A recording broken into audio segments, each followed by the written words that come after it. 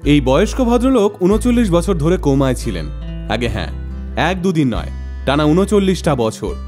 যখন তার জ্ঞান ফিরল, তিনি ভাবলেন এটা ১৯৮০ সাল, এখনও তিনি যুবক এবং খুব শিগগিরই তিনি তার বাগদত্তাকে নিয়ে বিয়ের পিঁড়িতে বসবেন। ভদ্রলোকের নাম লুসিয়ানো দি আদামো। ইতালির বাসিন্দা লুসিয়ানো ১৯৮০ সালে একটা ভয়ানক গাড়ি দুর্ঘটনায় কোমায় চলে গেছিলেন।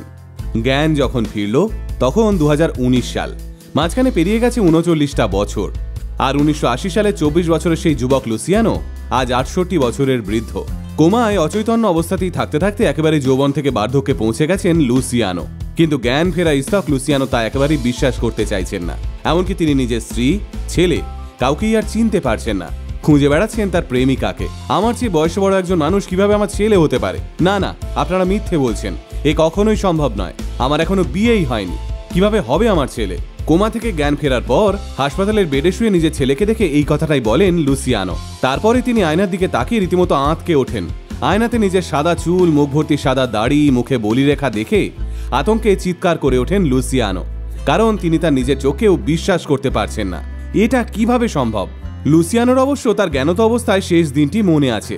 সেটা ছিল ১৯৮০ সালের ২০শে মার্চ। লুসিয়ানো ফিউমিসিনো বিমানবন্দরে একজন গ্রাউন্ড অপারেশন অফিসার হিসেবে কাজ করছেন। ব্যাস, তারপর থেকে আর একটা কথাও মনে করতে পারছেন না তিনি। লুসিয়ানোর স্মৃতির খাতায় বাকি সবটা ফাঁকা। একটা ভয়ঙ্কর গাড়ি দুর্ঘটনা লুসিয়ানোর জীবনটা তছনছ করে দিয়েছিল। সেই দুর্ঘটনারই ফলস্বরূপ লুসিয়ানোকে হাসপাতালে ভর্তি করা হয়, আর তারপরেই তিনি কোমায় চলে যান।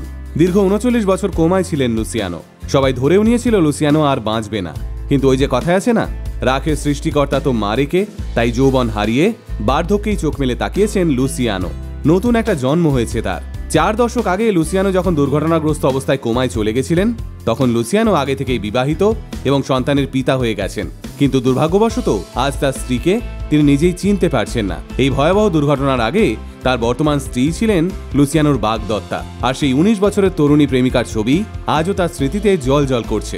কিন্তু সেই তরুণীর সঙ্গেই যে তার বিয়ে হয়ে গেছিল সেটা সম্পূর্ণ ভুলে গেছেন লুসিয়ানো। কোমা থেকে উঠে লুসিয়ানো কাউকে চিনতে না পেরে বলেন তিনি তার বাড়ির লোকের সঙ্গে কথা বলতে চান।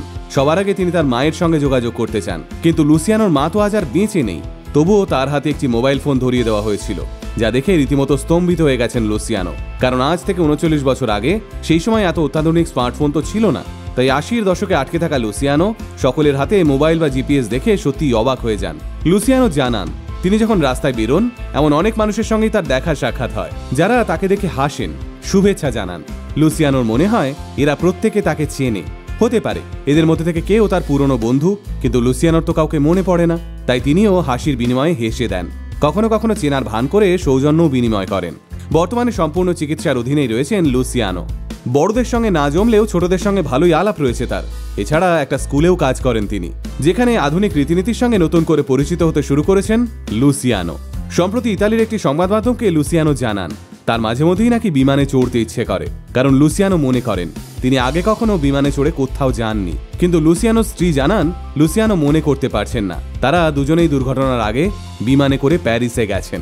আসলে কথায় বলে জন্ম মৃত্যু বিয়ে স্বয়ং সৃষ্টিকর্তার দ্বারা নির্ধারিত। তাই কার কখন কোথায় কি লেখা আছে কেউই আগে থেকে ঠাউর করতে পারেন না।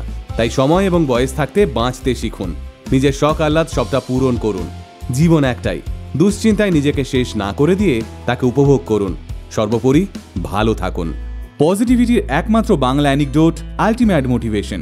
বাংলায় মোটিভেশন, বাঙালির মোটিভেশন।